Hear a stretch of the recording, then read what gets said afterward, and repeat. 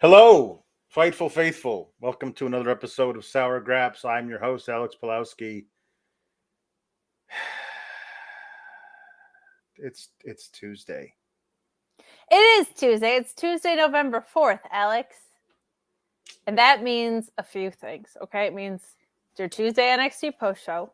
It also means that everything sucks.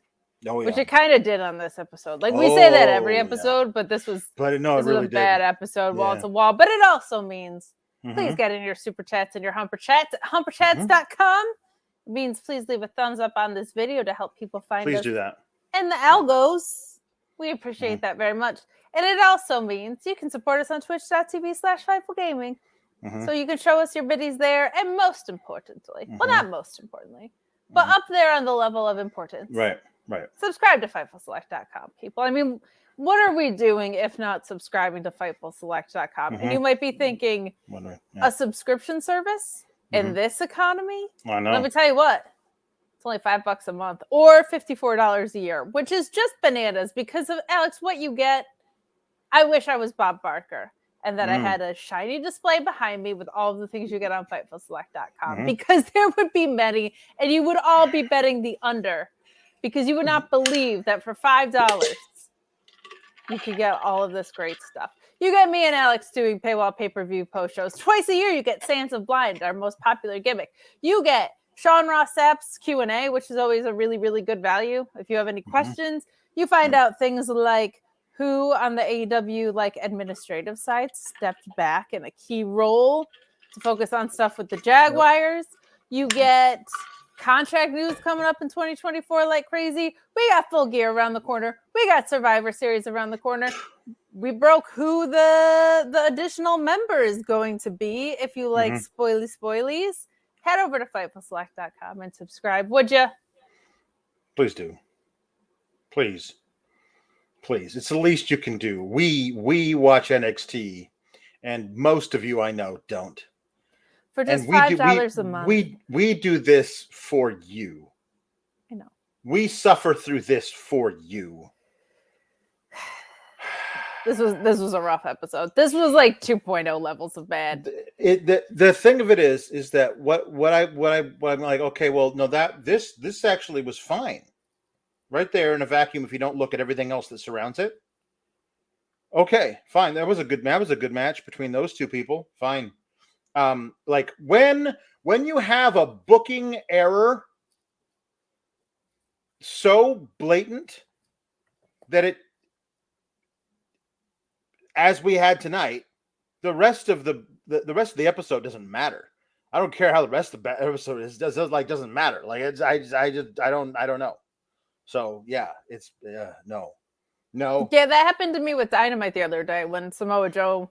It was a great episode of Dynamite, but when Samoa Joe vacated the title, I was like, I can't focus or care about anything else. Right. And this kind of had one of those, but I'm so used to it with NXT at this point. Yeah. Yes. I did my hair today, guys. Okay. We can tell. Are back. It's very. I don't know. I don't know how to describe it. It's very new wave. I don't know what the thing is. It feels very. I don't know. Like it's like of a different era, but it looks like you fit in the era. I don't know why, but it just does. I'm just like modern and I'm vintage. You know what I mean? Are you the new Jericho era? Is that you? First of all, how dare you compare me to that? If it was you, I'd actually probably like it. But it was me. I tapped out to Takeshita.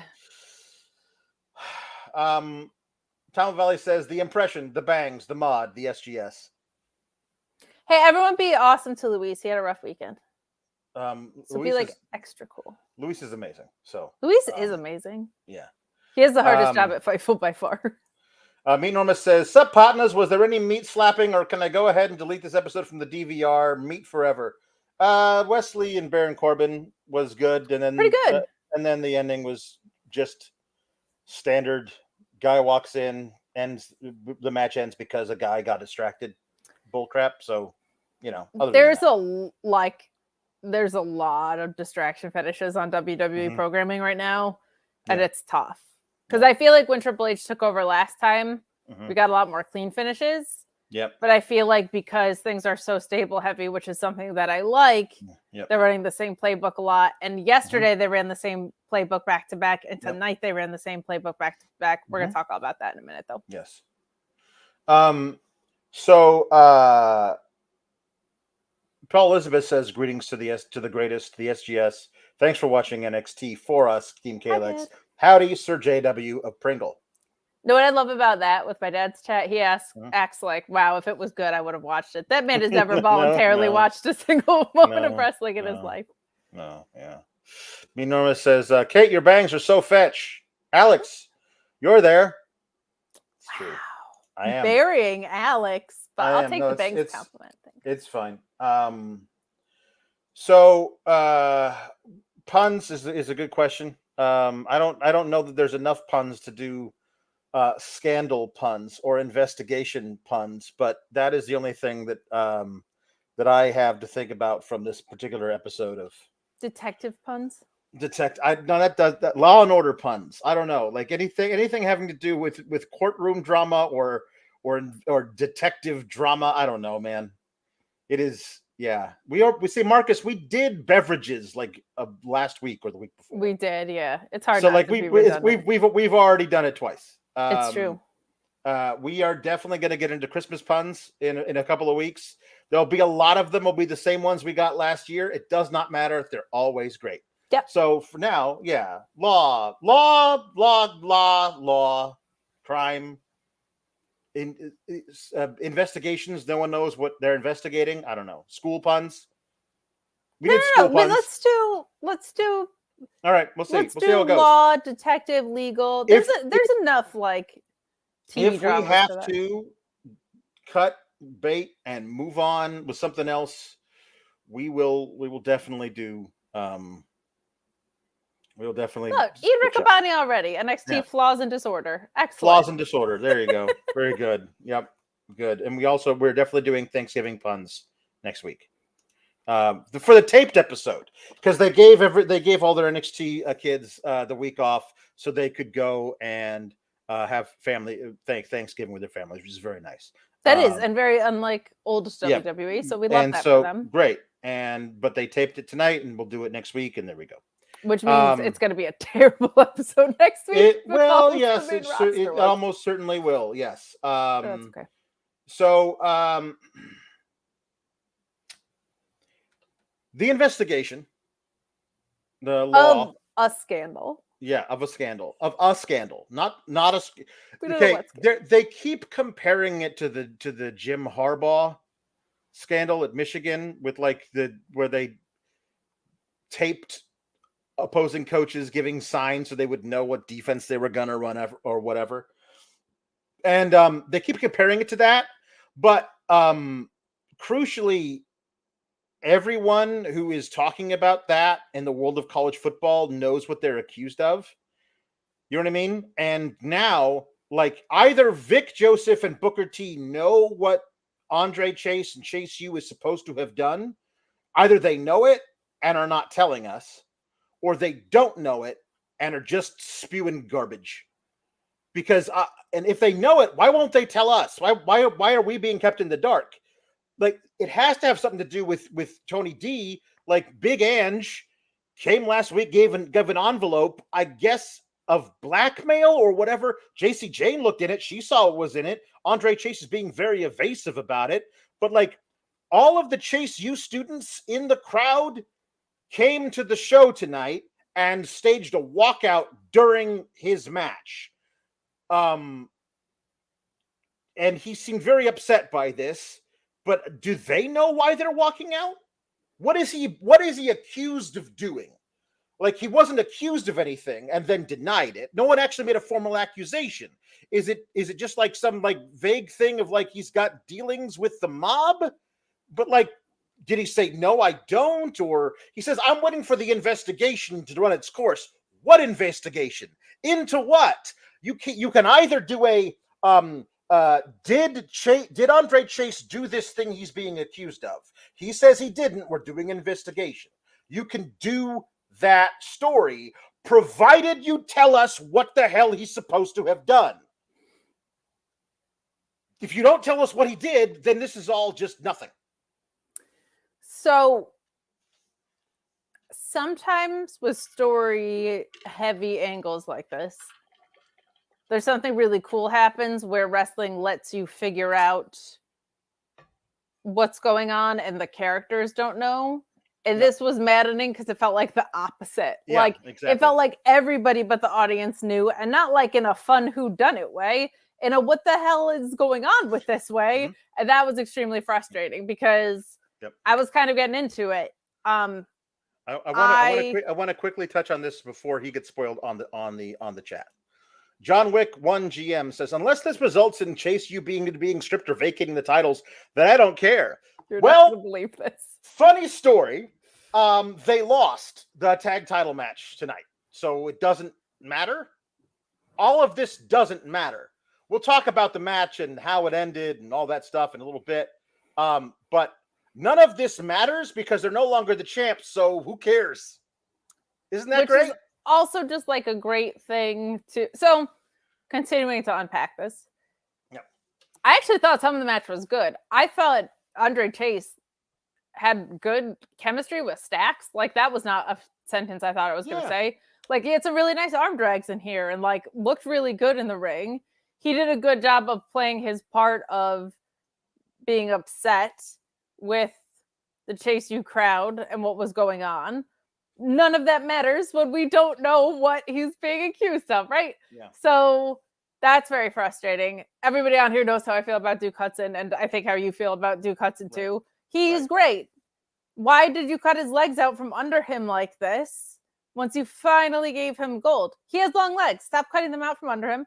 He is awesome. Like, he does everything you need him to do.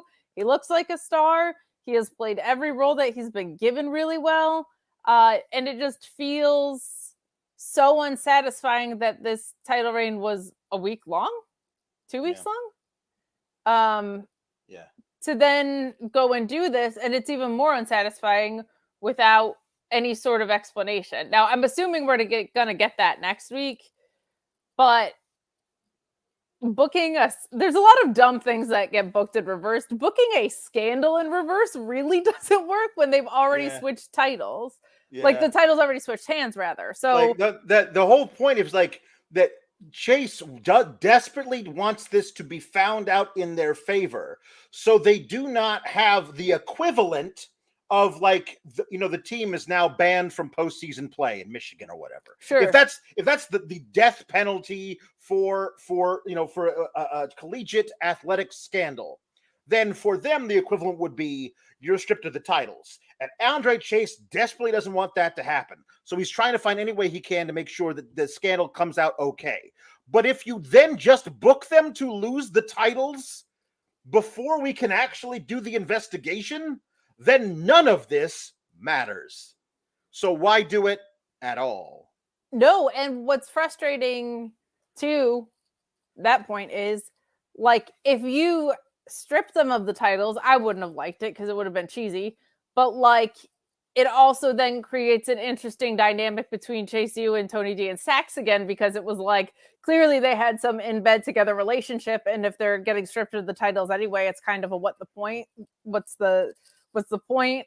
Did they get sold out by Tony D and Stacks? Like, there's a lot of ways you can go with that. I wouldn't have liked it, but it would have made wrestling sense. This so far, from what we know and what we definitely don't know, makes no wrestling sense. My guess is there's going to be something in this that Andre Chase gets blamed for that's actually Duke Hudson's fault, and we finally get a Duke Hudson heel turn on Andre Chase, and things start to fray, is my guess. But, like, it's hard to make any logical storyline conclusions off this because we don't know what the scandal is, but the students of Chase U know. The commentary team knows that something's going on, but won't tell us what. This was a very frustrating thing because it's something that feels like it could have been good that they ripped out from under it. And it took away from what, honestly, I thought was a pretty decent match. Like, I liked what Tony D was doing on the outside of the ring. And it just all kind of goes to waste when the scandal, and we're like, what the hell's the scandal? I cannot describe to you how how all the commentary for the match was just Vic Joseph and Booker T yelling about the scandal. And I'm like, what scandal? What is the scandal? What's the scandal? What is he accused of doing? Be specific about it. Show your work. What is Andre Chase accused of doing? And somebody had an idea in the chat. Well, if you're going to do this, like to further the scandal, maybe to make sure Tony D doesn't present his evidence in the investigation, Andre Chase obviously lays down and takes a pin. And Duke's like, what are you doing? And Andre Chase, don't worry, it's fine. It'll all come out. Don't worry. We're going to get the titles back, but right now I had to do this. What are you talking about? Come to this room with me where I can tell you what's going on face to face, man to man. Okay, fine. At least that's intrigue and spins it forward. Or have them win this match somehow. Have that still further piss off Tony D and Stacks because you owe us or whatever. That the scandal spins forward, and the scandal spins forward to a point where they are stripped of the titles, and then they're doing the Dusty Classic. And when they do it, the Dusty Classic is now for the vacated NXT tag titles. The winner of the Dusty now wins those titles, and all of a sudden it's a brand new ball game. But they didn't do either of those things. So, yeah. Or just like give Duke Hutchin and Andre Chase an actual tag run. Uh-huh. Oh, yeah. I mean, maybe. I mean, not really. I'm not, like, this is the thing is that you don't like Chase either, this is this is the most ever the ends justify the means. And the means are terrible. Woof to the means. But I don't care because at least that means that Chase U is not the champs anymore. But the only thing they did with Chase U that made me slightly interested in them was having them under the thumb of the mob for some reason. And then they just spun that out and didn't actually do anything with it. So now I have no use for them. Get them off my screen forever. I don't care. It's a bummer because, like, I actually think the university scandal angle could be really fun. But they kind of already booted it. By the way, Big Ange, who is being played by NXT recruit Anna Kiefer, apparently, is officially part of the family and is now the third member of the family and comes in and like, hey, none of this matters. We got a big celebration we got to go to. Let's go. Because Tony D and Stacks are mouthing off to Angel Garza and Humberto Carrillo. We got to get them a tag team name because it's just way too hard to say. At least make Carrillo's last name Garza, so I can say the Garzas or Angel and Humberto Garza. That's so long to say both of their names. We say them like we are Hispanic though, so it's really beautiful to hear us talk about it. Angel Garza and Humberto Carrillo. Carrillo is so great. Humberto Carrillo. I love Big Ange. I'm so in on Big Ange. Put Luca Crucifino with this. Ange. Yep. She's so great. Get Luca Crucifino in this and let's make this a proper mob family. This could be so much fun if they. And Idris Ofei and Malik Blade. I did not recognize them because they have now changed their gimmick clothing. Like they're still the same guys, but like the clothing they wear now is drastically different from the last time I remember them seeing them in street clothes. But now they're going to have a match with as Luis calls them, Los Perros del Mar. Del Mal. Del Mar would be of the sea. They are actually not the dogs of the sea. They are the dogs of the bad because mal means bad. I remember that from high school Spanish. So yeah, no, Malik Blade not wearing a sweater vest anymore. So I don't even know how I can recognize him. So I just always think about how LACs thought Idris and Ofei were two different people. Yes. Like that Idris was the tag team. And Ofei. So what happens when you don't actually watch the show. Mm-hmm. Yeah, I'm glad. Give them a character that makes them feel like normal people. I'm all for that. Mm-hmm. There was a big brawl, and everybody had to break it up. Hank and Tank were there. Thank God. So we'll talk more about that in a second. There's some backstage stuff. Dominic and Baron Corbin are apparently friends because I'm heel and you're heel. Yes. I miss the old Baron Corbin who would have had zero time for a punk like Dominic. Like, I do. I miss the guy who'd been like, that's cute, kid. You know you can't actually beat anybody for that without your mommy helping you, right? Like, he's still a heel, but he would have had no time for this kid. And he's like, I am a friend of yours because we are both bad guys. It's not the Baron Corbin that I want on my screen. No, and it feels like even this iteration of Baron Corbin shouldn't just like other heels just because they're heels, because he's not a politicker.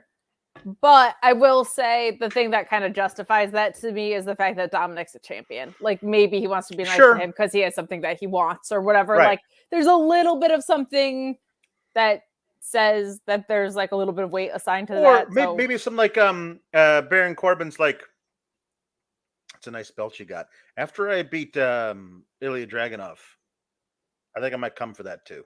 And when I do, your mommy's not going to help you. Yes. Like something like that.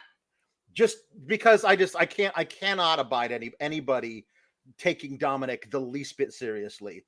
Not because I don't like him as a wrestler, which is true, but because the character they have shown us should command respect from nobody. Yes. He has never, not ever, won a match on his own.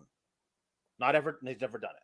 So, like, least of all Baron Corbin, who like our introduction to the reintroduction of him on this roster was similar to the Lone Wolf or whatever. Like, it was very I walk alone around here. Like, kind of how Eddie Kingston is like, I don't have any friends except for Moxley, and now that's not even true. Baron Corbin was kind of that guy of like, I don't have any friends around here. So that feels like worlds apart of what it should be, but let's head off. So Lita is the person choosing the qualifying matches for tonight. And I was like, Lita, at least book opponents that are possible to win. Like, come on, Lita, what are you doing? There's no way they're gonna put Joe Coffey in that match over Trick Williams. They're just not. Joe Coffey's a very good professional wrestler. They're not putting him in that match over Trick Williams.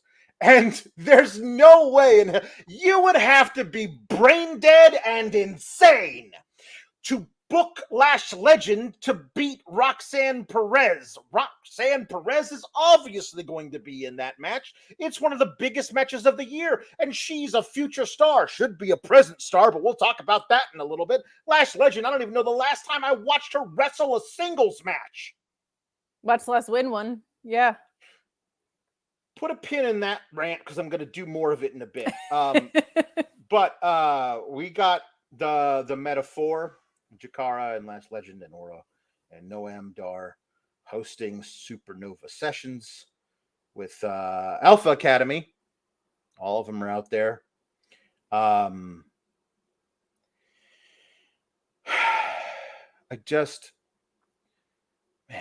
They pick a friggin' lane with Otis. Yeah. Pick a lane with Otis, man. Either he's the guy who it takes 3 Kinshasas in a row, back to back to back, to put him out from Shinsuke Nakamura. Shinsuke Nakamura can Sasha's too. Yeah, exactly. Who you're currently building to be a very, you're trying to, the booking with his Seth Rollins matches belies the hell out of this, but you are trying to tell me that you're booking him to be an upper mid-card heel who's going to be really tough to deal with. And it took 3 of his finishers to put down Otis last night. And now Otis is comedy fat guy thrusting his hips at Lash Legend a little too aggressively for my taste. And when it is insinuated that Otis might be a guy coming after the Heritage Cup, Noam Dar, 1/3 the size of Otis, literally laughs in his face because he fears him so little. Pick a lane with Otis. He's not the comedy fat guy, and also Bronson Reed-esque that you cannot put him down because he's a giant monster. Pick one. I know my preference, but pick one of those things and do it. Like, that's it. Yeah, it's Noam Dar laughing at him. I can take a little bit because I feel like Noam Dar laughs at everybody. Like I feel like But he doesn't. He's immediately scared to death of Chad Gable. That's true. And he was scared to face Akira Tozawa. And he's like, Otis, I'll beat Otis. He would just sit on you and you would lose. Well, Otis didn't steal the Heritage Cup from him, but I understand what you're saying. I do think, because what he said was like, after what Shinsuke Nakamura did to you last night, ha ha ha, right? Mm-hmm. But like, to your point, it doesn't take Shinsuke Nakamura 3 Kinshasas on anybody, so it's very inconsistent storytelling. I feel like that's an issue that we run into with the crossover on NXT a lot with most people, except for like Becky, that they kind of become different people in NXT. We even had that with Dom. Remember, Dom was like looking like a real contender here, but then still losing on the main roster or having interference on the main roster. So it is wildly inconsistent. It gave us Chad Gable versus Noam Dar, so I'm very excited about that. But the rest of the segment was not very good, and I love both of these stables actually. And there were some things I appreciate about Noam Dar and his $1,000 shoes. Like, you have not walked a day in my $1,000 shoes. You have no idea how hard it is to be me. 3-time Heritage Cup winner, Noam Dar. So some like good work being done by the guys and gals in this.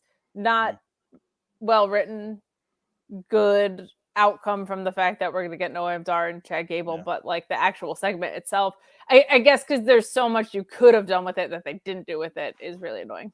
Yeah.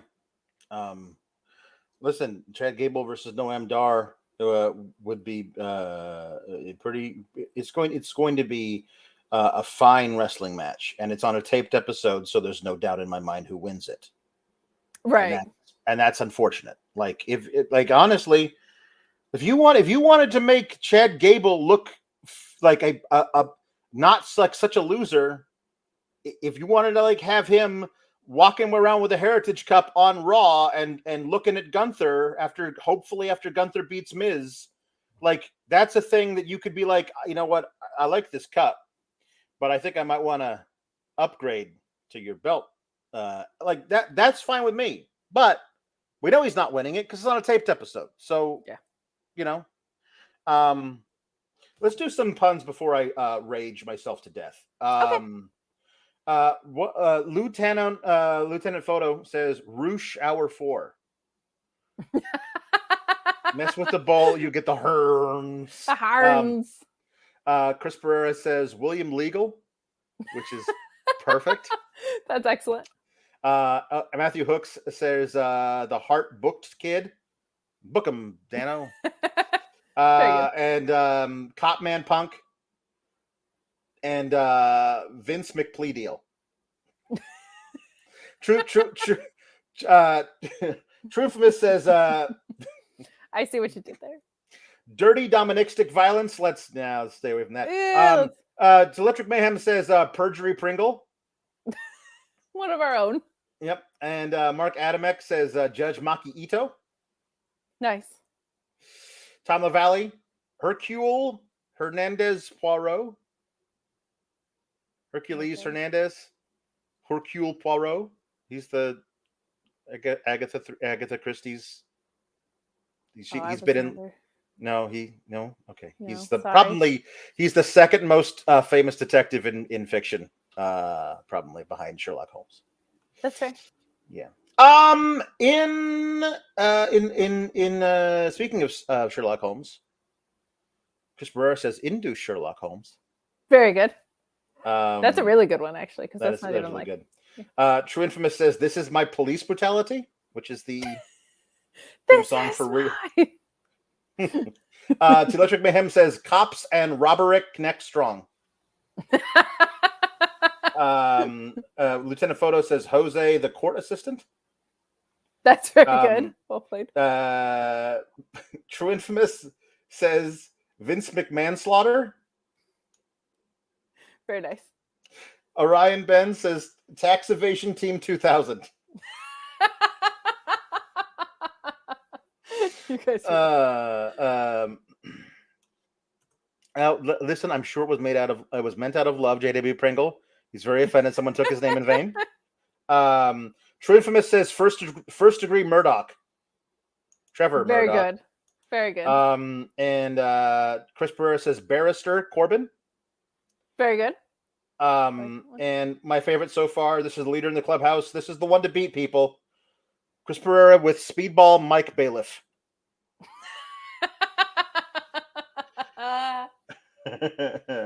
Now, see, in an episode where, you know how sometimes we're like, how does this fall under the same umbrella as whatever?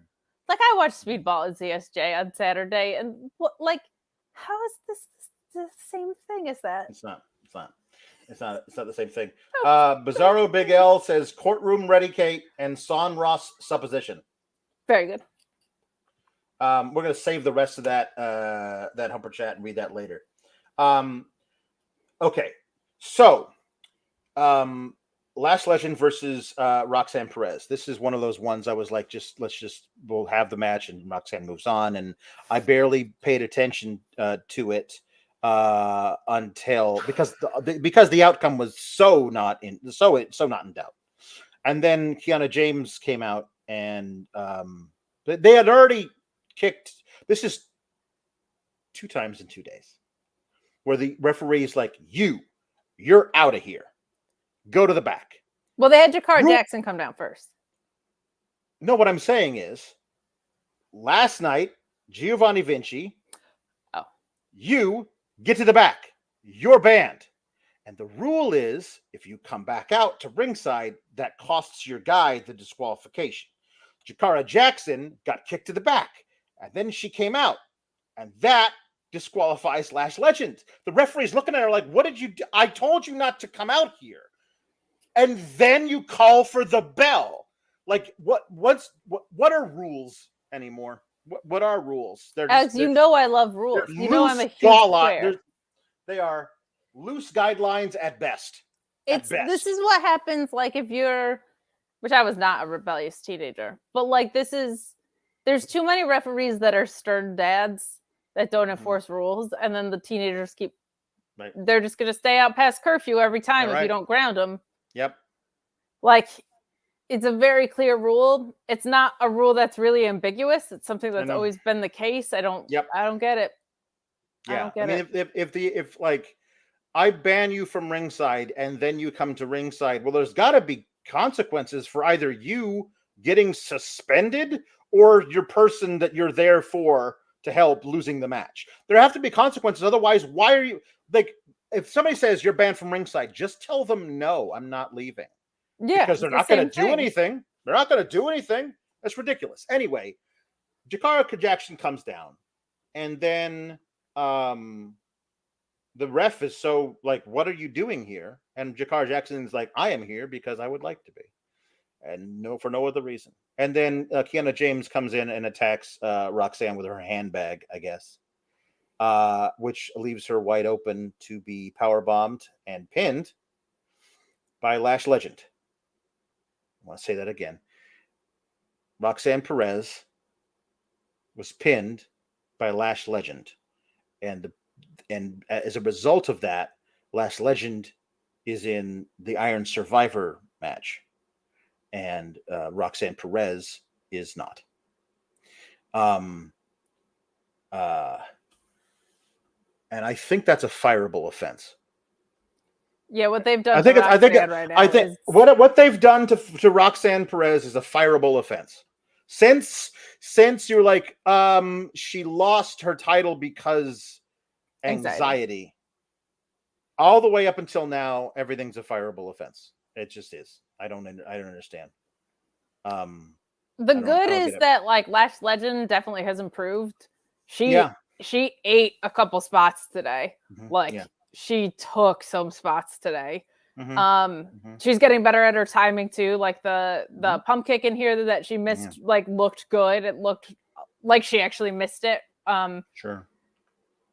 Lash Legend has not had a TV win in however long. Normally, I can forgive. Wait till I tell you how long. Oh, gross. I'm all for too. Like with qualifiers and with tournaments, I'm a little more forgiving around absent wins and losses because sometimes it's like, sometimes the story is, hey, this tournament jump started me, or hey, this qualifier jump started me, but you cannot have not had even TV matches, Lita putting her in this position.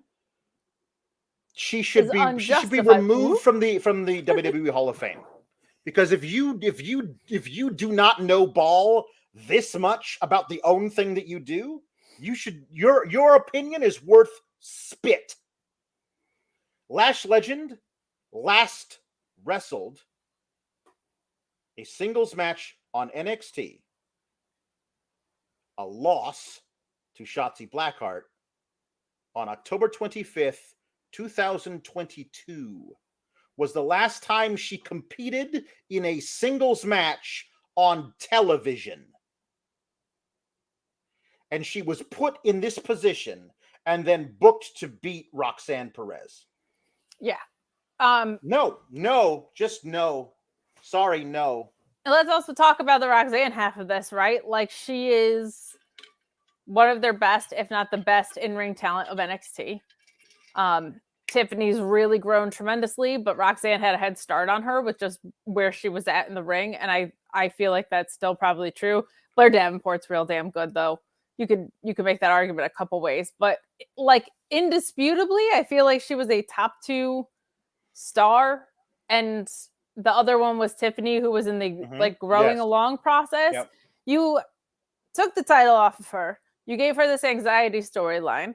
She didn't win it back in a 5-person match. They gave it to Indy Hartwell, who unfortunately got injured, like basically immediately after winning, but also was getting called up anyway. So that was entirely unnecessary. And then you moved it to Tiffany. I'm not even going to talk about the trajectory of the women's title, because I don't know, a 3-match feud with Thea Hale and then losing to Becky Lynch ain't it for me with Tiffany either.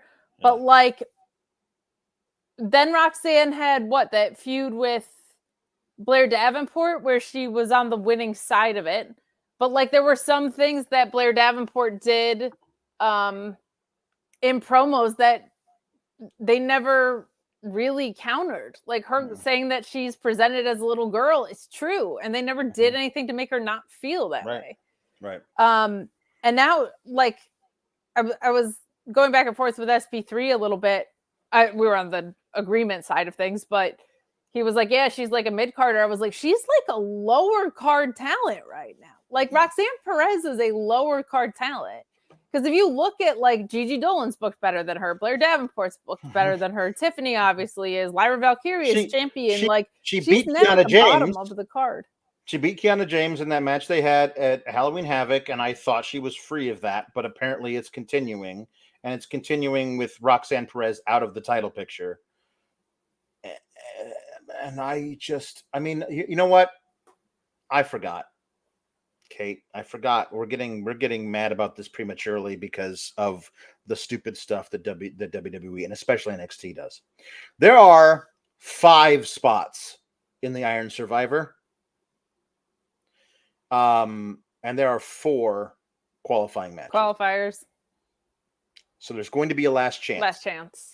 Very possible Roxanne wins the last chance, but like at that point, what the hell are we doing? Even at that point, what the hell? She'll beat Kiana for the last chance qualifier. I mean, maybe. I don't know. But yeah. No, that's exactly what'll happen. Kiana will lose because Roxanne will get her heat back because she'll interfere even though she's a face. And then they'll have a last chance qualifier, and then Roxanne will win. The women's division is all hanging out backstage. Kiana comes in and is like, that's how things get done. And Gigi's like, oh, Kiana, yeah, good for you. Like, that she beat you at Halloween Havoc, so you ruin her attempt, her chance of getting her title back.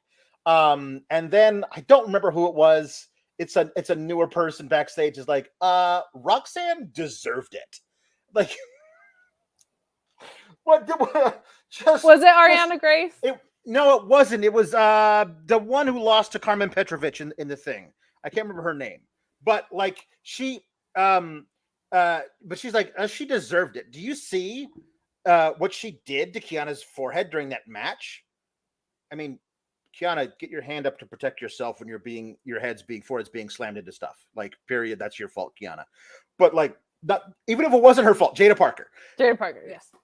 Even if it wasn't Kiana's fault, that happened during the course of a wrestling match that was like a Weapons Wild match. Yeah. Some shit's going to happen to your face. I'm sorry.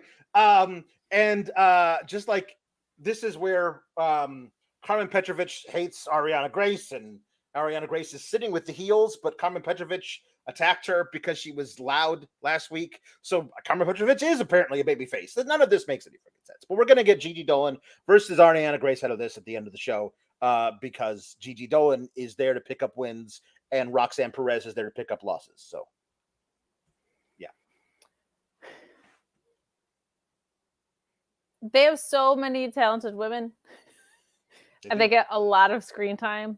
Yes, that's true. And that's good. That's good. It's just weird when they choose to organize the chess pieces the way that they do. I'll just put it that way. Like, Gigi Dolan's great, though. I hope they kind of keep her in the mix on stuff, because I feel like she's a name that could be main roster bound sooner than later that people aren't necessarily thinking of. Like, she doesn't need really to be in developmental anymore. I think she's pretty much nailed both the heel and the face side of her character whenever she does stuff. She's really strong in the ring. She's got a cool look to her. Like, there's some fun stuff waiting for her on the main roster, I think. Especially with how the women's talent is being used right now. You could certainly find a way to get her and JC Jane back together and pull them up into that tag team division if you wanted. There's a lot of possibilities. But I guess you can't really unbreak the barbershop door that goes the wrong way. No, you can't.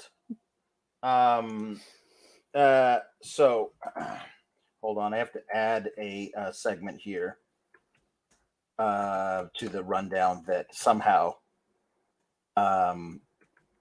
please tell me it's the Von Wagner thing. Yeah, somehow Luis forgot that. I cannot forget talking about it. How dare you forget the best segment on the show? Oh my god. So there's a Warriors tea ceremony. I guess Lyra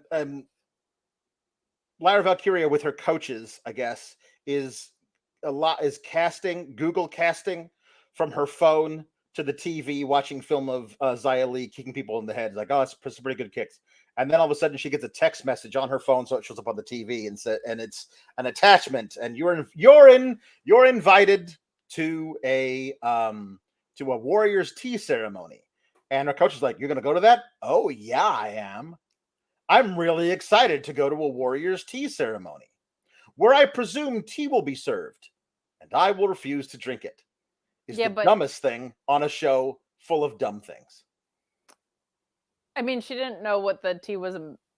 How it was deep of a metaphor it was. But I guess it's the tea from the same pot that Xia Li drank. So unless she's been working up an immunity to iocane powder, and she knows that if she drinks the poison, it's fine because she's become immune to it.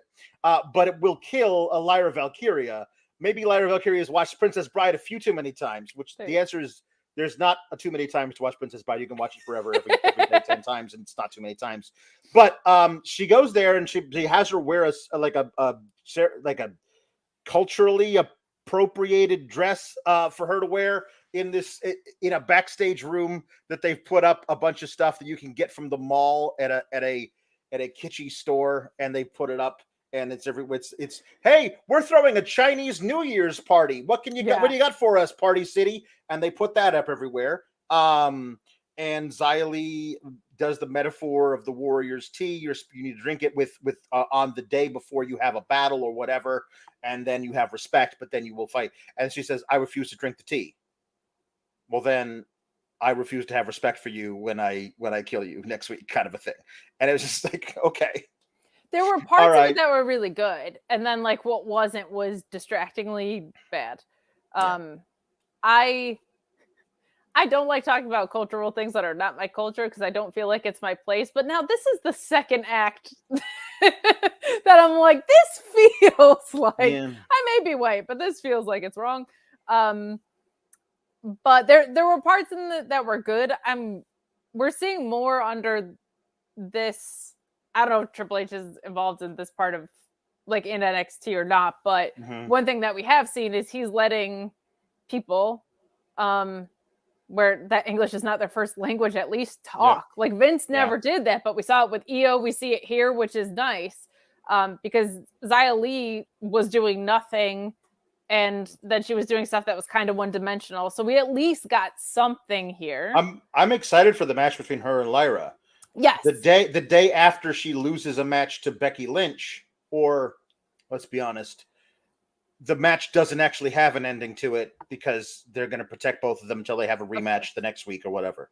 But it seems weird to schedule this NXT title match with Lyra Valkyria on a taped episode that airs the day after a live episode when she has a match with Becky Lynch, who we know for a fact she will not beat. Yeah, there's no way.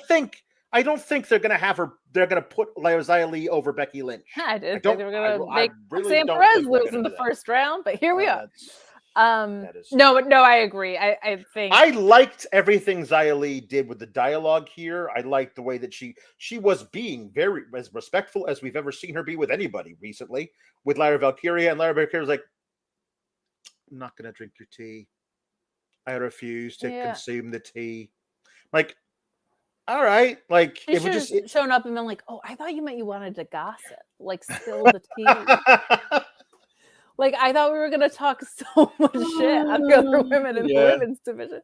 Yeah. No, it was weird because it felt like if you're a babyface and a respectful champion, you should drink the tea, right? Like, to say I don't respect you was just inherently a heel thing. And for Xia Li to be the one almost extending the olive branch in a sense, it felt very not a honorable babyface thing to do, which Lyra Valkyria has been so far. So I'm excited for the match. There were parts of this that I thought were really good, and the parts that I thought were bad I felt like were very odd.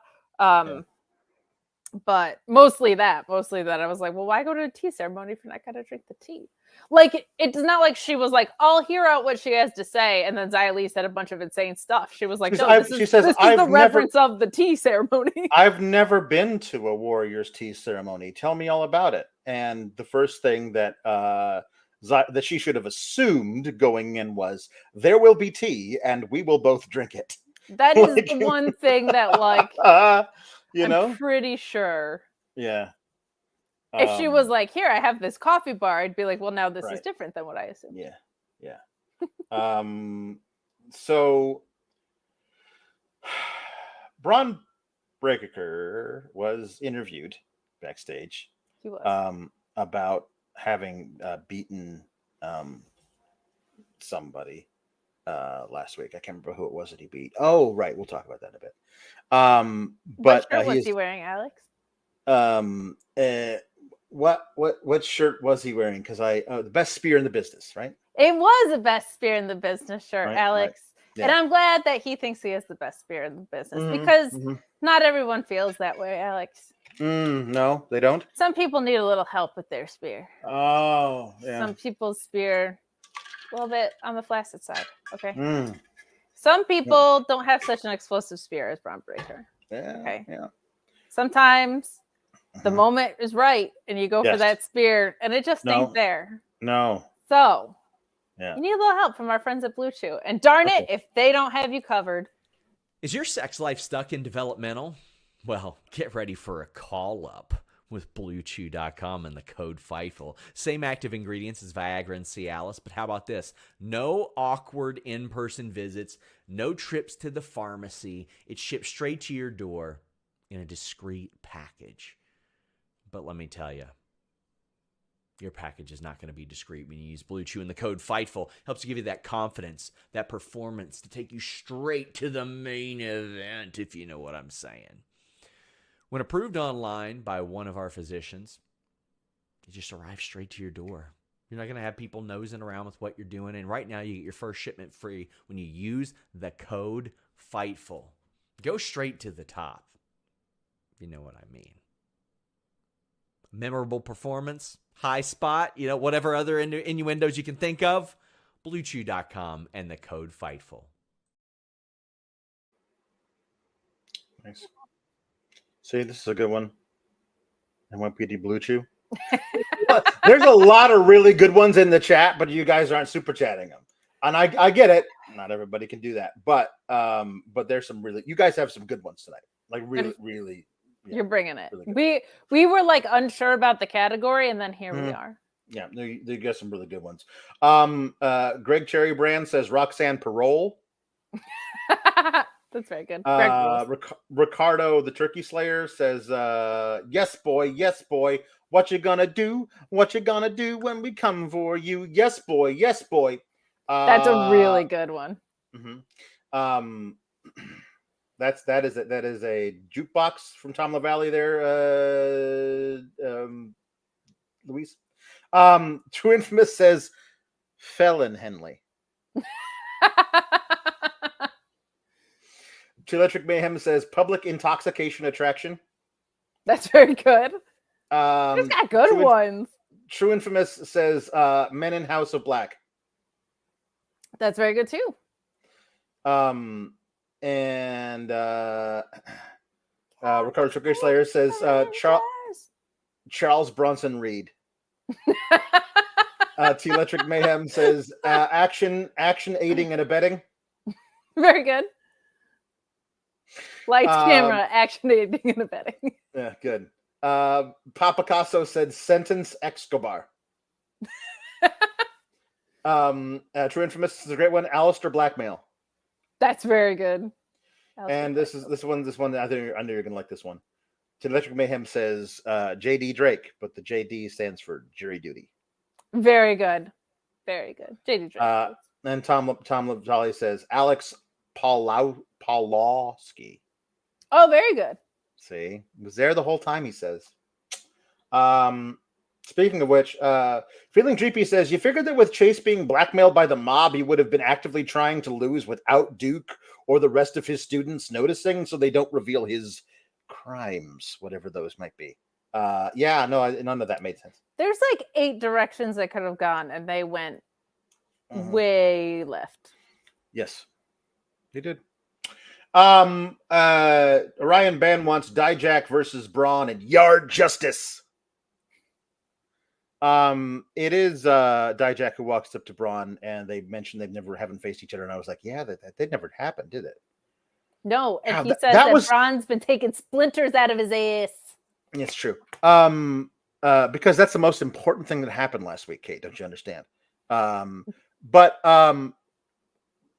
that made me remember that when Dijak showed up and started just shocking people everywhere, was like, oh man, that title match between him and Braun Breaker is going to be great, and they never did it. They never really came close to it. So Braun standing up to him was cool. Dijak and Braun. Dijak says, obviously one of the next two people is going to be Lawler or JBL is going to pick you to be in a qualifying match. You're definitely going to win that, and then you're going to be in that thing. But you better hope you're not, because I'm whatever. But Braun, like Braun and Dijak could be a lot of fun. It could be a really cool thing where neither of them win it. And they start a feud coming out of it, because as we know, Braun Breaker is getting called up to the main roster sometime in mid 2025 and not before, because he's been ready to be up there forever. Maybe 2027 at this point. Like, I don't know. Last week, winning the match versus Von Wagner and then being put through a table is not the swan song leading to him to make a surprise debut in Survivor Series or something. Like, if that's not it, the Royal Rumble, that is the last time I am going to make a prediction for him to go to the main roster. Yeah. And if he is not on the main roster by the Raw or SmackDown after the Royal Rumble, having debuted in the Royal Rumble, then I will wash my hands of the whole deal and just try to enjoy him in NXT for as long as I can. You and I were like pushing for him to be on the main roster by SummerSlam of 2022. It's crazy to me that he's still in NXT. I felt like I understood it because at that point he was face, and I think the heel turn is a better wheelhouse for him. Mm-hmm. But there's no extended feud with Von Wagner. It's not a use of that guy's time. So I get keeping someone around who, because we forget, like, he's really good at this. He's really new at this. He had been a heel in his entire career before they turned him heel. Just Luis is not lying about this. At the time, we were like we should do. At the time when it feels like so long ago, just the idea. It does. Well, it was before Cody signed. It was before Cody, but like at the time, we were like, so we'll just have. This was my pitch for SummerSlam 2022 at the time. This is back in early spring of 2022. Oh, I remember. It's still a good idea. I said we'll do Roman versus Goldberg versus Braun, and the 3 generations of the spear, and they would call it that, and you would have Braun pin Goldberg to become the new champion, which makes Roman irate or whatever. But I'm not saying that they should have done it or they could have done it. He was certainly ready physically for that, but now just like, come on. Yeah. I still think Roman should drop to someone who's going to make them a new star instead of someone who's already perpetually over. That's dumb. Yeah. I like Braun more as a heel for sure. His promos are better. I'm glad he got a chance to work heel in NXT before he went to the main roster for sure. But he's proven both sides of that coin he can do. So yeah, continue. Call him way up. I'm sure part of that is Vince is in charge. No, Hunter's in charge. No, Vince is in charge. No, Hunter's in charge. Like there's been a lot of switching that. So I'm sure that's screwed up the trajectories of a lot of people from NXT. But like Dragon Lee came up not that long ago. Like bring up Braun. I don't know. I hope they bring him up in a spot that matters. I really liked my own idea of there should be like, now the Creeds are on the main roster, but like Braun and the Creeds were really fun. Yeah. And you get another guy or two that are ready to get called up, and you do like an NXT Survivor Series team versus another 5 guys on the main roster who don't have to be the biggest stars. And then if the NXT team wins, they get to stay. Like such an easy, fun thing. And also gives guys who wouldn't be built out for any other angle a Survivor Series match. You already have 3 out of 5 who've debuted on the main roster in the last month and a half. So just hold off on it. Just hold off on it. Dragon Lee, the Creeds, Braun Breaker, and Carmelo Hayes. I mean, I don't know what he's doing stuff with Trick right now. But or do 4. You know, or do a 4-on-4. Sure, why not? Or just pretend Apollo Crews hadn't been a free agent and throw him in there. Why not? Yeah. So, hold on one second. What this is? I missed something here. This one. He said, "You better hope I don't get in that match. Otherwise, you'll be begging for retribution," which made T-Bar make a frowny face. He was not happy for that. He does that on Twitter all the time too. I love that. He's like, "Get a thesaurus. Use any other word but retribution, man." Oh no, Luis. Luis says my internet crashed. Everyone, chill for a bit. That's all right. I blocked someone earlier.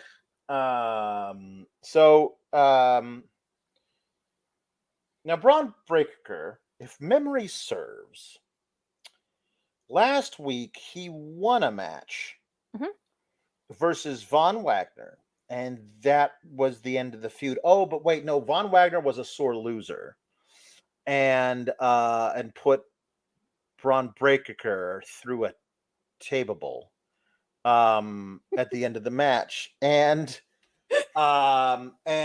Vic Joseph.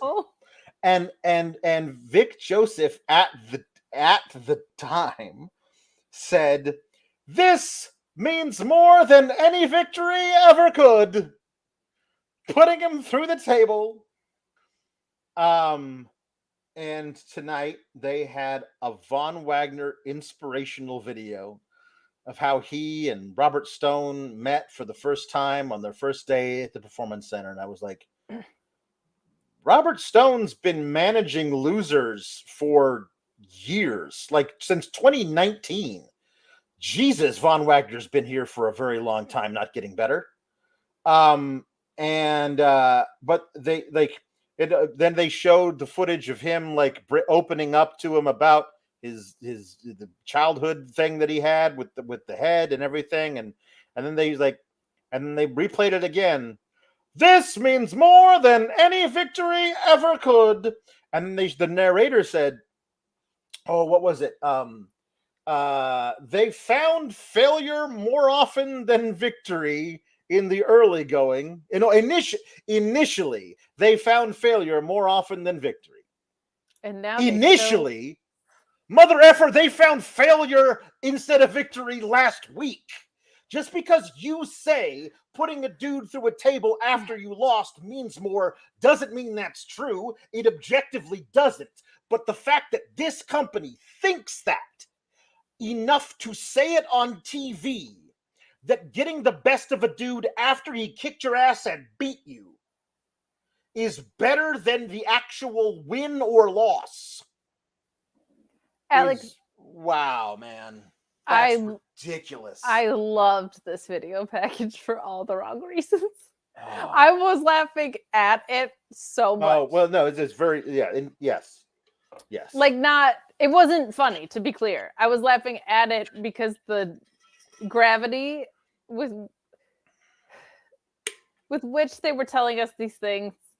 Not only did they start out losers and are still losers, Alex, he lost a match that was about whether Robert Stone would still be his manager or not, and he still continued to manage him. Yes. They have literally only been losers even when their relationship was on the line. Yeah. The story has been going on since January, and it ends with Vaughn losing. It's been going on since January 20 BC. Like, it's been going on since before we counted years, and the way that we count years now, this feud has been going on. This angle. And so the video package ends and ends. We see Stone and Vaughn watching it, having watched it, and wow, a lot has happened. It's crazy how far we've come. You just friggin' lost the blow-off match in the feud, and it's like, hey, Vaughn, why don't you come over to my family's house for dinner? Like, hey, Stone, if your wife makes that pasta with the little sausages in it, then count me in, is literally a thing he said. Oh, those little sausages. I love those sausages, man. I'm mental for those sausages. It's and the pasta. It's really bad. The sausages in the pot. Anyway, it's bad. I feel like I have a few hard and fast rules. The most important one is that wins and losses should matter. If you are booking a show where wins and losses don't matter, then I'm out on you immediately. What's the point? What is the point of watching this show if wins and losses don't matter? What's the point of a competitive contest? If you ran the New York City Marathon and you won, and they were just like, eh. I'm so. This is true about me. If you had been doing the work over the past 2 months, even 6 weeks, if you had shown me Lash Legend get 3 singles victories in the last 2 months, that's it. 3, maybe even 2, against decent competition, like 1 squash against somebody I don't know, and 1 win against somebody, and have her win strong. I'm sure you'll have people cheat on her behalf, but have her win and look strong, okay? Just that. All you would have to do. And I would have no legs to stand on in my complaint that you have a woman who wrestled her last singles match in October of last year and lost it. Now in this match to win a shot at the title. That's it. That's all you had to do was have last legend. That's all you got to do. And the women get like 3 matches per show on the show. Like that's so weird, man. Yeah, and the other thing is you can't tell a story of look how far we come if you're still losing. Like you can't. You always say like unforced error, right? Like that's what that is you can't tell a story about how you've progressed if you haven't progressed at all. Right. Tell a different story then. If it's about your relationship or whatever, fine. But like you can't tell the story of like, man, look how far we've come when you were losing and then you are at the exact same. Your journey and your destination are the same. Yeah. So. Yes. It's definitely going to be a Thanksgiving Von Wagner segment. Yes. Oh, 100%. Yeah. You know what my family always has for Thanksgiving? Pasta and sausage. Pasta and sausages. Well, I think Italians actually have pasta and meatballs. Really? Yeah, I think so. All right. Well, but Stone isn't like an Italian last name. Stone looks like he could be Italian, but Stone is not necessarily an Italian last name.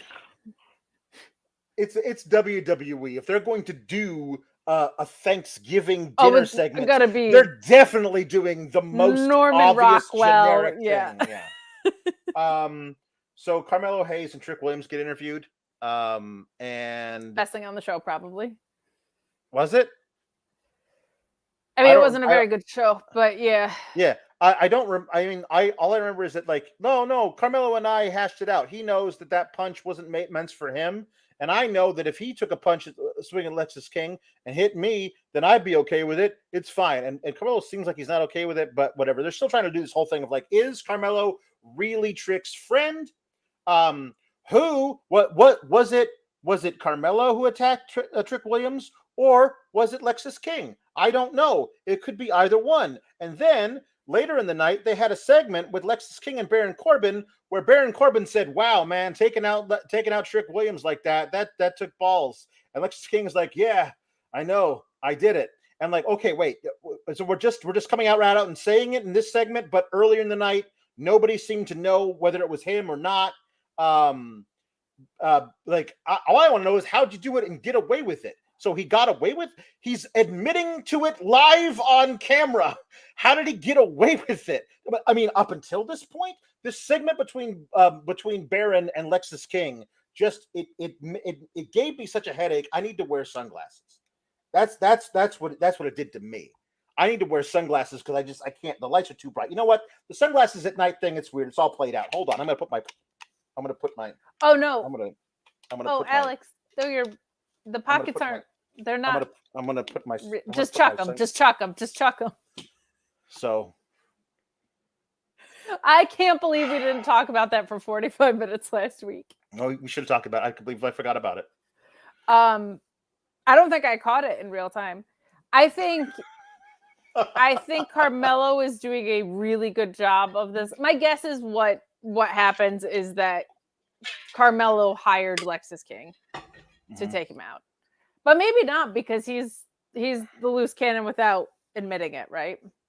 I mean, here is my thing that I am still sticking to, because sometimes I like to reverse jinx the show and predict things that I hope to God don't happen.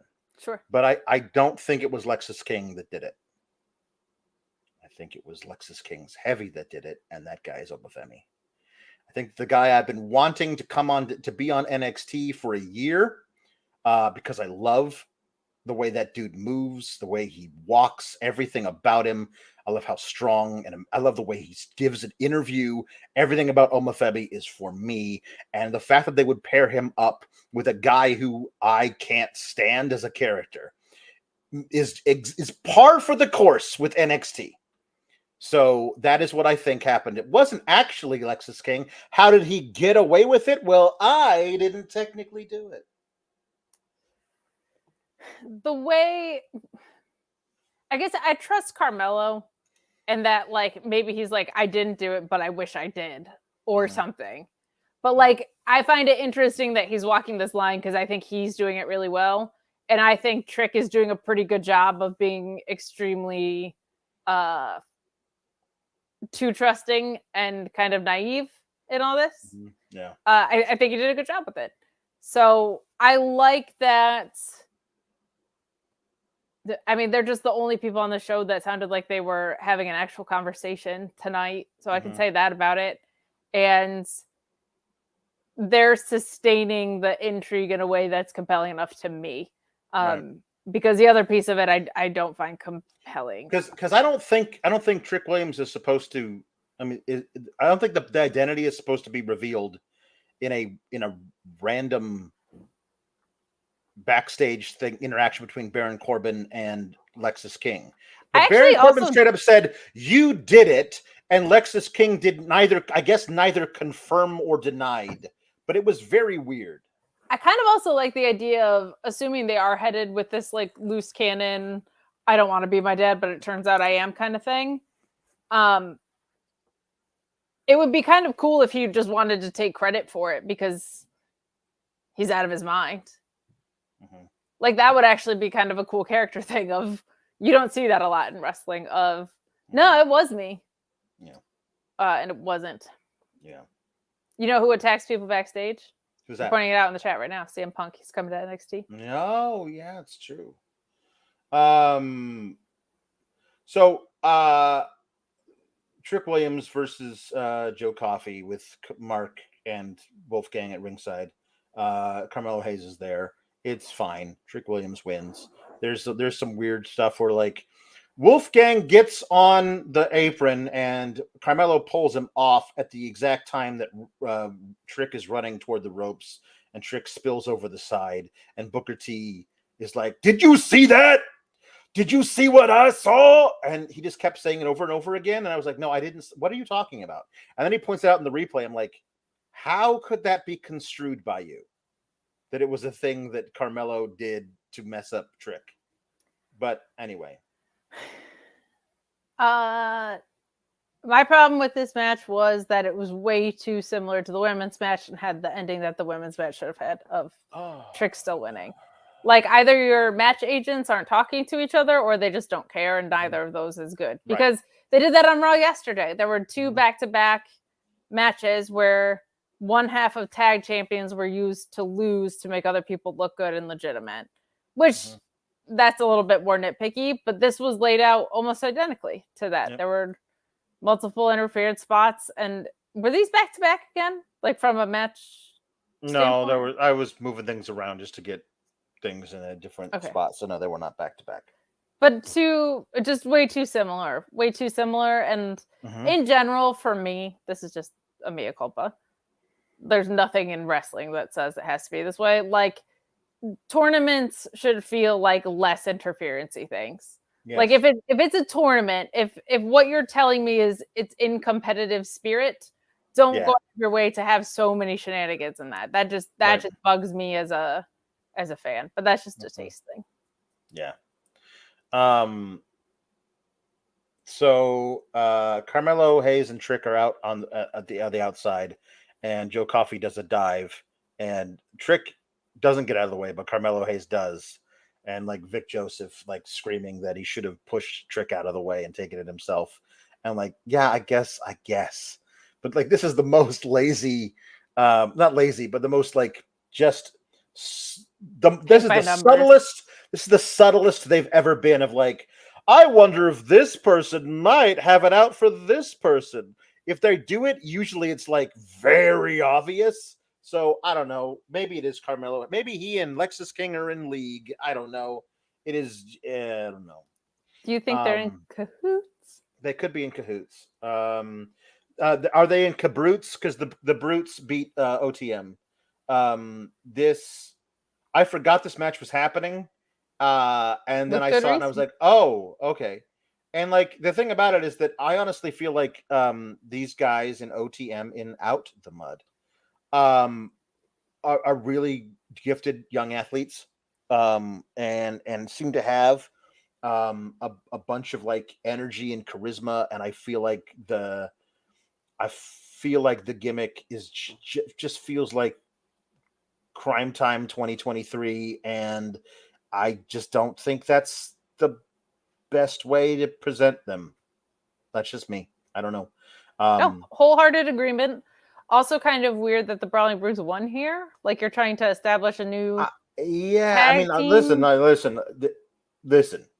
On a night where Lash Legend beat Roxanne Perez, Pete, a tag team featuring Pete Dunne losing to a team with as little experience as Out the Mud has would have put me over the edge. So I'm very happy that Pete Dunne's team won. Pete Dunne also brought back the puffy fluffy vest. He did bring back the puffy fluffy vest. I love the puffy fluffy vest. But it's good. It's I'm fine with like just giving these guys like really talented teams to work with and against, because that's how you make them better. I do not understand what Reggie is doing, what Scripps is doing as a part of this. I just don't. Wow, it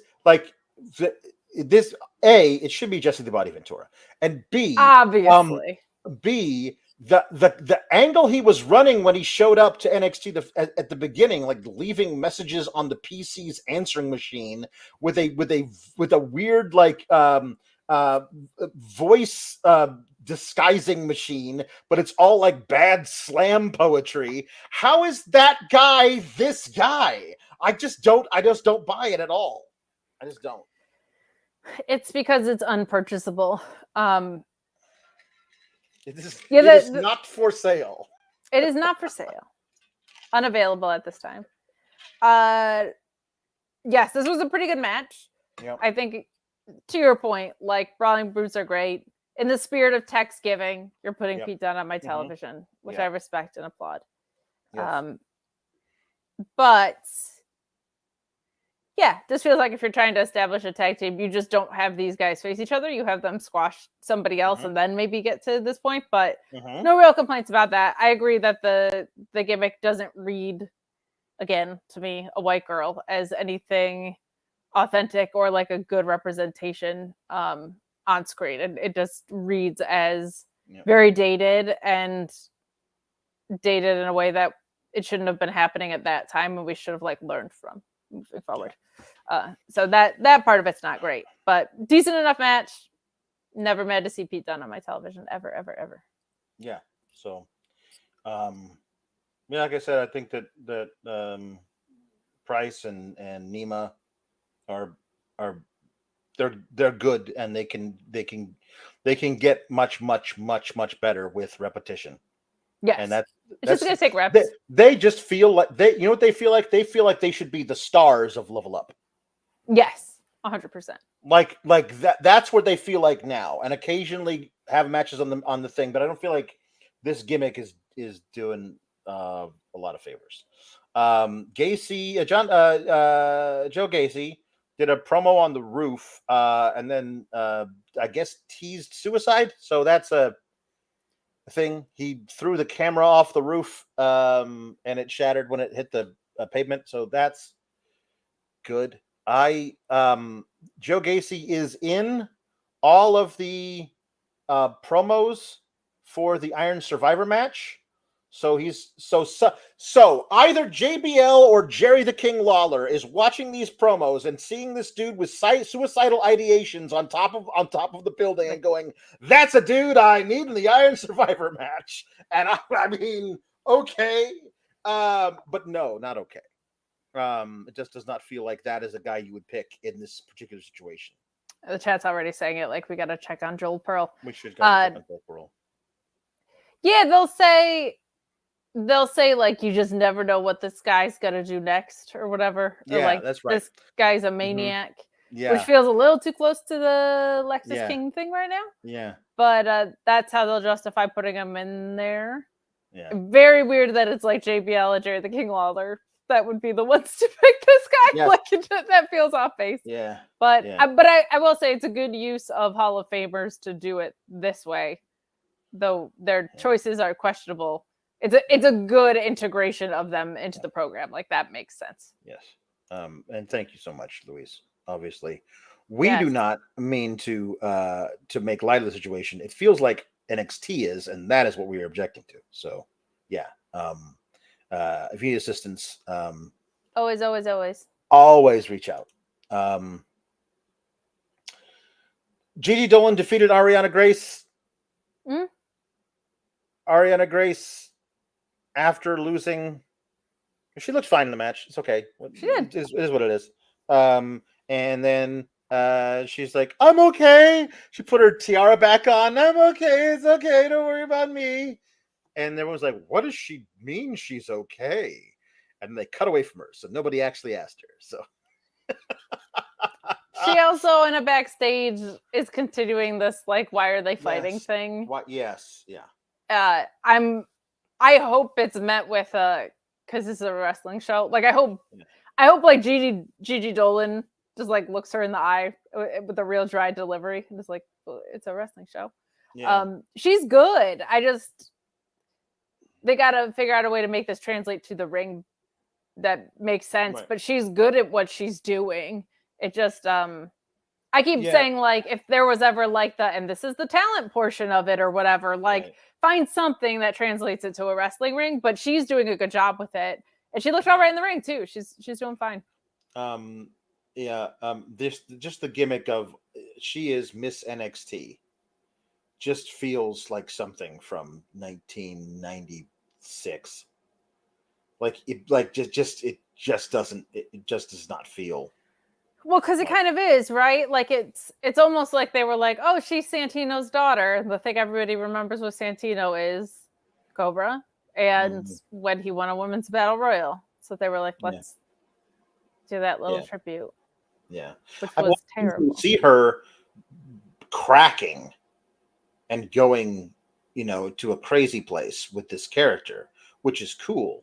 Like, one of the best things I've seen in women's wrestling character-wise going right now is Toni Storm, and predating that by several years, Chelsea Green as the Laurel Van Ness character was amazing. Yes.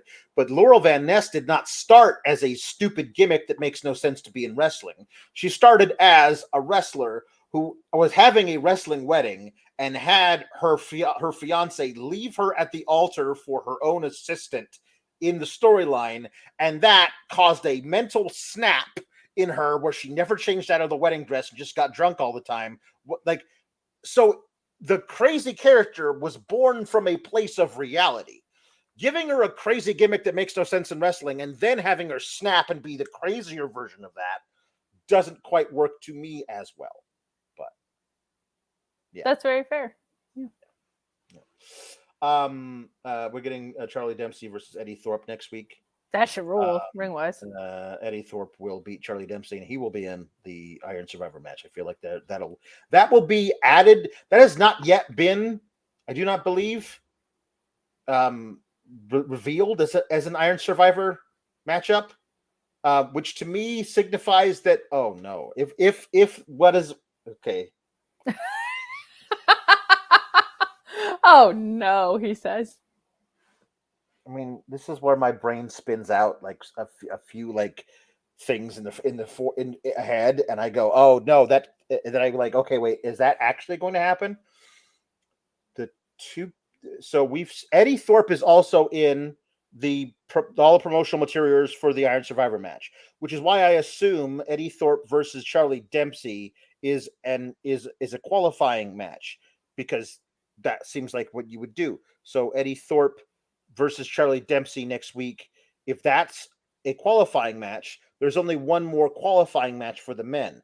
And we are assuming at one point in the backstage interview that Braun will be one of the people chosen for a qualifying match. And another person who's not yet been in a qualifying match, but is all over the promotional materials for the Iron Survivor, is Joe Gacy.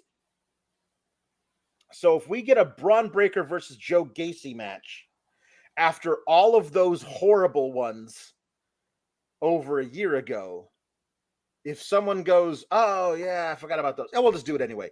No, please, no, please, God, no. No. Just please no. Alex, we need to move on. We need to move on. I can't even think about that. Like Robert Stone comes and causes some interference. I can't do it. No. Nope. No. Let's talk about something else. Okay, good. Let's do puns. Can we check back in on puns? Yeah, check back in on puns. So far we have 36, which is not bad. We'll be getting a lot more in the coming weeks. We're getting a lot more Thanksgiving puns next week. Oh yeah. We're gonna go crazy with Christmas puns all through December. It's gonna be fun. True Infamous says breaking and entering Lanston. B and E Lanston. Big E Lanston. True Infamous says solicitation Ruka. Very good. True Infamous says the animal cruelty Batista. Is that too hard? Yeah, it's too harsh. Jesse Ozog says Mens Ria Ripley. That's really good. Yeah. That was Jesse Ozog? Of course it was. Yeah, of course it was. Of course it was. Smart guy who knows Latin. Smarty pants.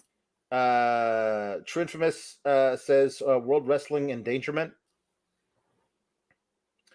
That's which very good. Just feels like all the time. Electric Mayhem says Indusherent exposure. Indusherent exposure. True Infamous says Cameron Wargrimes. That's really good.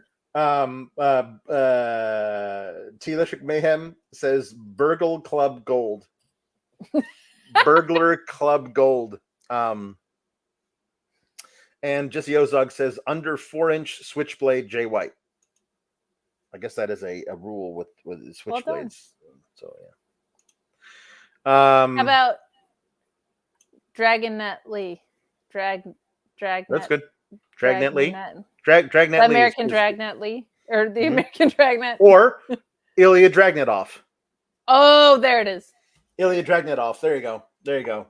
Found it. Honestly, guys, this easily extends to names of cop shows. If you wanted to, Magnum PI. Magnum PI is right there. There's lots of. Do more of those. do more of all of those. Law and Otis. Listen, just keep. Let's go. Let's finish strong. We got a half hour left. Let's finish strong with cop and law TV shows. There we go.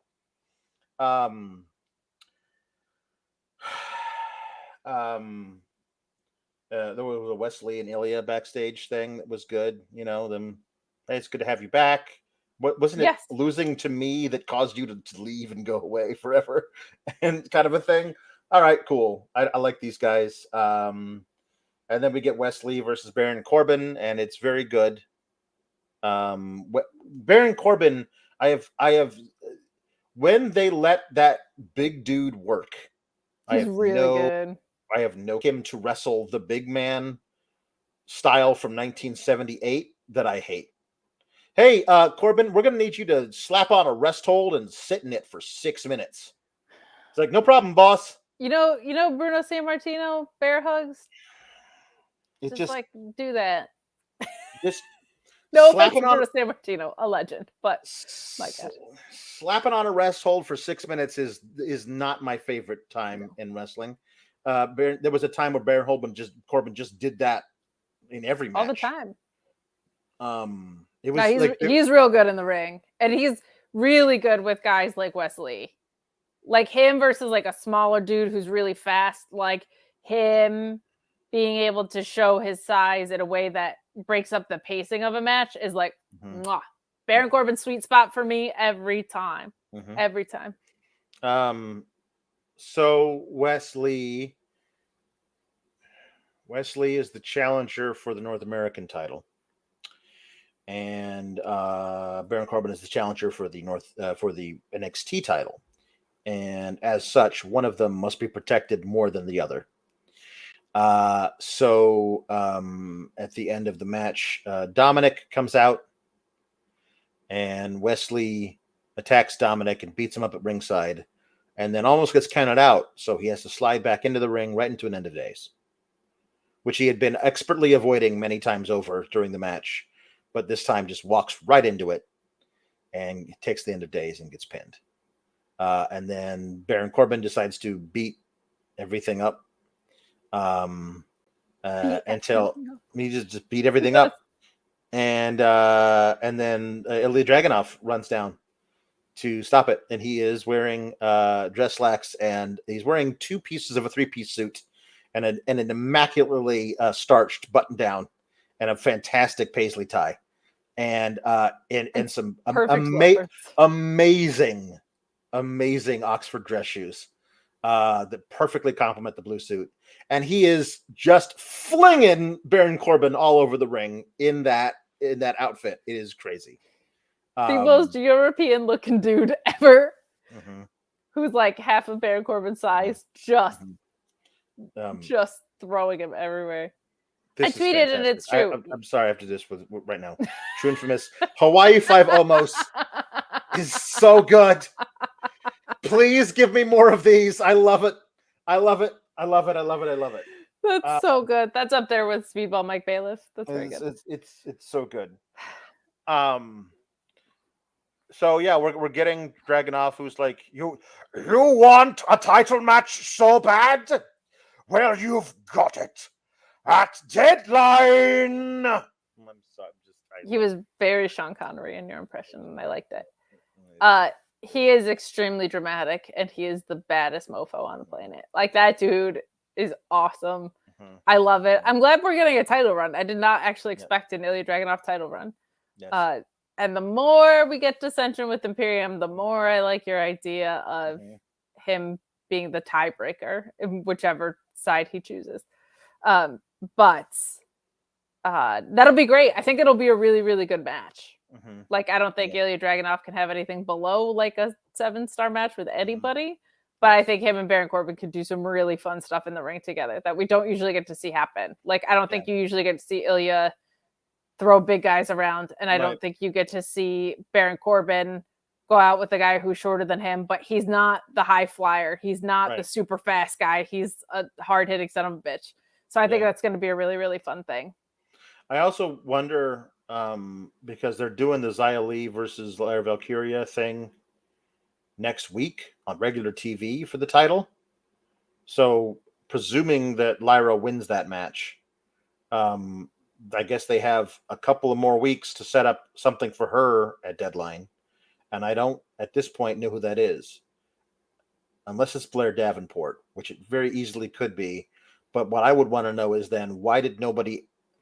You can't be picking out people for title match qualifying matches or title number 1 contendership match qualifying matches and not pick Blair Davenport.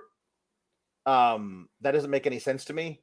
But it does make perfect sense to me that she would get that title match that makes, like, you're doing it out of order. Like, the only reason we didn't pick her to be in this match is because she's already got the title shot.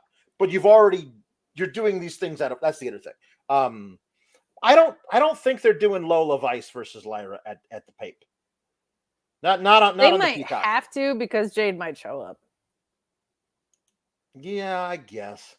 Like, Jade showing up at the end of Deadline would make sense. Yeah. So maybe Blair is in one of the qualifying matches. So maybe that's it. I don't know. Fine. So there we go. But anyway, Corbin versus Ilya is going to be really good. But I like being like, Corbin versus Ilya is going to be a really good match, and Ilya is winning it. Yes. So that's good. We know he's got a long enough reign that it's going to like be something for a while. Something. Yeah, it's nice. And yeah, Mandy did not defend at the pay-per-view last year, but again, that was Mandy Rose, and that was the problem with her. Like, she just never defended. At that point in her reign, when it got really late, she was never defending. Feeling dreepy talking about my thing with the Otis, the comedy fat guy. One problem with the Otis is a comedy character because he is fat gimmick is that if they ever try to treat him somewhat seriously, like the one segment they have after winning Money in the Bank, or I would argue, like when he first joined Chad Gable and he shaved the beard and cut the hair short and was trying to be like Baby Vader, which I honestly really liked. But it was like, it took me a while to be like, is this the same dude? Yes. Anyway, every time they do that, everyone just discounts it because like, no, that's just just pushing the comedy fat guy. He's just gonna be going back to comedy fat guy eventually. And guess what he did? They Like always he went prove back him right. Yeah, it always goes back to that. So that's the thing. Yeah. I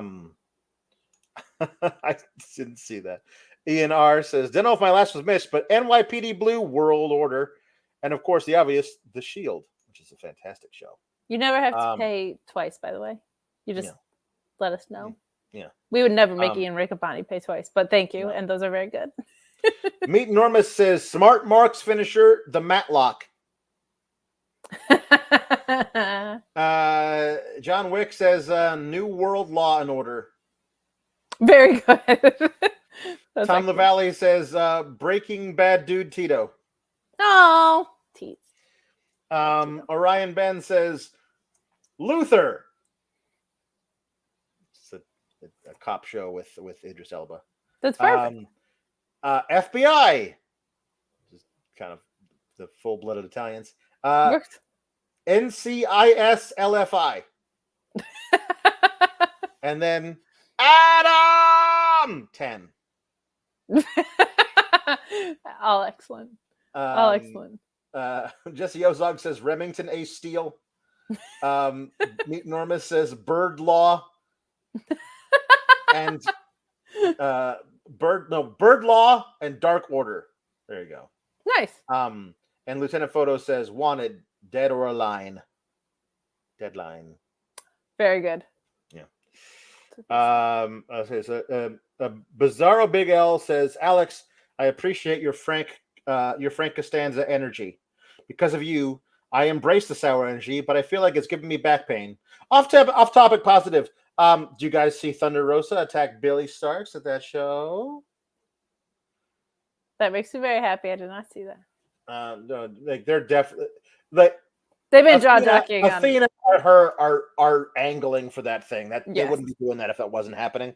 So Thunder Rosa coming back directly into a thing with Athena is great. That absolutely rules. And I would argue it's an interesting thing to do to just because if Athena were to lose that title, Thunder Rosa is the perfect person to lose it to. 100%. And that immediately clears her up to be on AEW television. Please and thank you. It does, but there's a story with her and Billy Starks right now that that would be extremely disruptive too. But, yes, that's true. Okay. But that match will Kate's Bangs. We have a subject here in Kate's Bangs. Orion Ben 666 says Tiffy Toodles in my mind. That's Kate Jericho, apparently. The Jericho era. Yes. And Lieutenant Photo says Kate, the bangs are jumping off the screen tonight. Oh, thank you. Thank you. They returned. I had like the nastiest little knot in my hair. It was not a little knot. It was a little knot last night, and then I slept with my hair back. It became a really big knot, and so I just spent like way too long getting it out today, like hours. Like it sucked. Wow. It was really, really, really stuck. And then once I did it, I was like, "Why you should just go bald like me? That never happens." Literally, I thought about it as I was sitting there with the pick, like. But then I was like, well, if I'm gonna do all that work with my hair, we're gonna bring back the bangs, we're gonna straighten it, we're gonna look cool on NXT. Cool. Matthew Plus asks, is post Vince NXT worth following? I'm at work and on mute. Please answer with hand signals.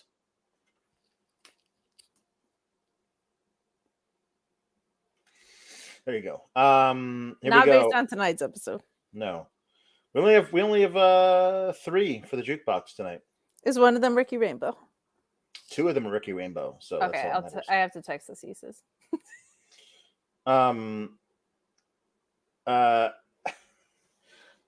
True Infamous says Jay Lethal Weapon, Ms. and Ms. marking, Ms. and mismarking, and sabotage. Okay, here we go. Tom LaValle wants Macho Man to do the very famous. Wants Dusty Rhodes to do the very famous Macho Man cream of the crop promo. Listen. So there's a Mean Gene Okerlund bit, so I'm going to do that as the best backstage interviewer ever, Linda. WrestleMania 3 at the Silverdome, Pontiac, Michigan. It's a day that I'm certain my guests at this time will not forget. I'm talking about the former Intercontinental Champion of the world, Macho Man Randy Savage. Nothing means nothing, baby. Nothing means nothing, man. Nothing means nothing? What do you mean by that? I'm talking about all the way to the top, daddy. Yeah. Unjustifiably in a position that I'd rather not be in. But my cream will rise to the top. Oh, yeah. Macho Madness, yeah. Got a lot to offer that President Jack Tunney. The things that I got, yeah, and I'm going to tell you right now, cards stacked against the Macho Man Randy Savage. Oh, it's stacked against stacked. Oh, let me, if you will, the cards are stacked against me in the WrestleMania 3. Let me say it. Yeah, let me say it out loud. And let me point to the president of the World Wrestling Federation, daddy. The Macho Man Randy Savage is not happy with your decision. I am the cream in the World Wrestling Federation, and there's no doubt about it. Yeah, you, Mean Gene Okerlund, you know that I am the cream of the crop. Well, wait a minute, though, Randy. I've got to ask you very seriously. Do you blame Mr. Jack Tunney, the very distinguished president of the World Wrestling Federation, for Ricky Steamboat being the Intercontinental Champion today? Yes, I do, baby. Yes. Outside interference, yeah. In my moment of glory, yeah. And now I'm living in a nightmare. And I am the cream. And now not only the Intercontinental Heavyweight belt must fall, but the World Heavyweight Championship belt, because Hulk Hogan, yes, daddy, I am the cream, yeah, the cream of the crop, daddy, and there's no one that does it better than the Macho Man Randy Savage. On balance, off balance, doesn't matter. I'm better than you are, yeah, and I'm talking about everybody in the World Wrestling Federation, daddy, and I'm often talking to President Jack Tunney, yeah. I'm on my way. Nothing's gonna stop me. Nothing's gonna stop me, daddy. If you will. For some reason, the Intercontinental title foul got me. All right. Here we go.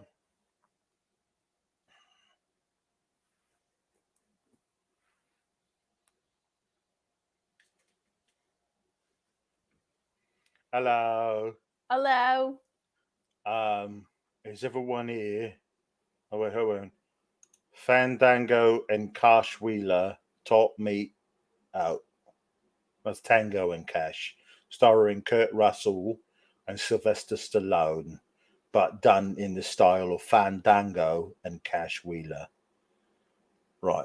So right in on those puns, Ricky. You are right with us. Orion Ben wants me, Ricky Rainbow, to sing I Shot the Sheriff. I believe it is revealed during the song that he did not shoot no deputy. I think you're right. Let's find out. Oh, it says right in the chorus to start off the song. It says it right there. I shot the sheriff, but I didn't shoot no deputy. Oh no. Oh, I shot the sheriff, but I didn't shoot no deputy. Ooh, ooh, ooh, ooh. Yeah, all around in my hometown, they're trying to track me down. Yeah, they say they want to bring me in guilty for the killing of a deputy, for the life of a deputy. But I say, oh, no. I shot the sheriff. But I swear it was in self-defense. Oh, no. Ooh, ooh, ooh. Yeah, I say, I shot the sheriff. Oh, Lord. And they say it is a capital offense. Yeah. Ooh, ooh, ooh. Sheriff John Brown always hated me. For what? I don't know. Every time I plant a seed, he said, kill it before it grow. He said, kill them before they grow. And so, read it in the news, I shot the sheriff. Oh, Lord. But I swear it was in self-defense. Where was the deputy? Ooh, ooh, ooh. I say, I shot the sheriff, but I swear, cross me heart, I swear it was in self-defense. Thank you. Does that story ring true to you, Ricky? Or no. As far as I know, none of the men that I have killed in my life were sheriff's deputies. gotcha. So this one is hard for me, and I feel like you should help me with this. Because I did so much digging yesterday. But well, now I see what it is. See, although you're so good at it, maybe I'll take over from you after you show how it's done. I don't know how you do. I would imagine it would be hard for a British man like yourself to, British enigma like yourself. All right, so let me say what this is. Okay, Lieutenant this Odo needs some context. Wants Ricky Rainbow to sing the Judgment Day theme song, but the way that Kate sang it last night on Fightful Select. So I'm gonna let you start, and then I'll jump in when I figure out how it's done.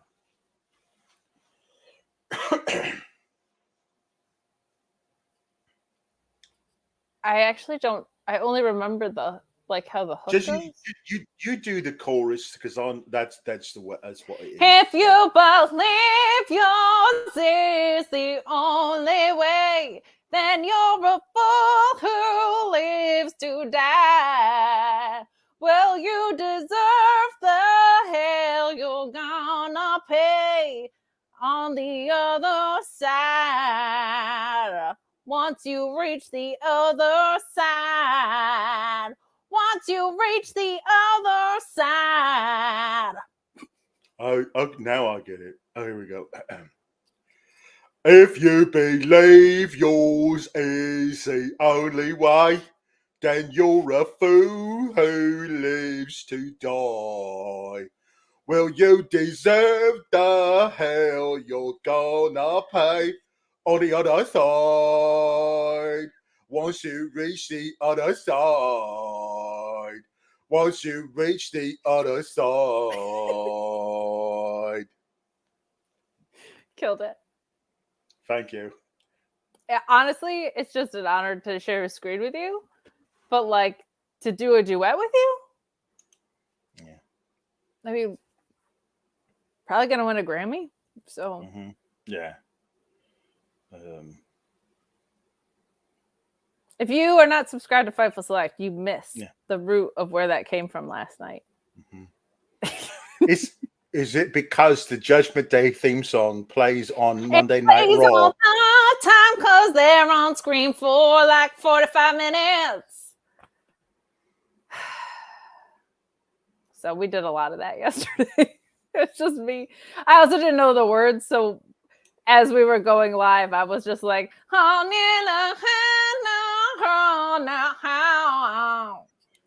so if you like where that came from, subscribe to Fightful Select because I did it like 100 times yesterday. If you watch the most recent episode of Sour Graps on the Fightful Select, just beware you will find Kate doing that for about an hour out of the hour and a half runtime of the show. It is unquestionably one of the best episodes we've ever done.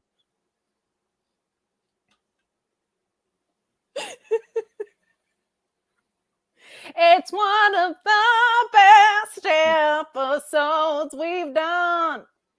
So go check it out.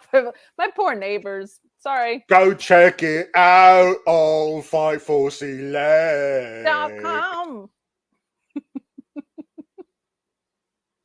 Ricky was not there last night, but thank you for being a subscriber, Ricky. But I watched, of course. I've been a subscriber since the beginning. It means a lot.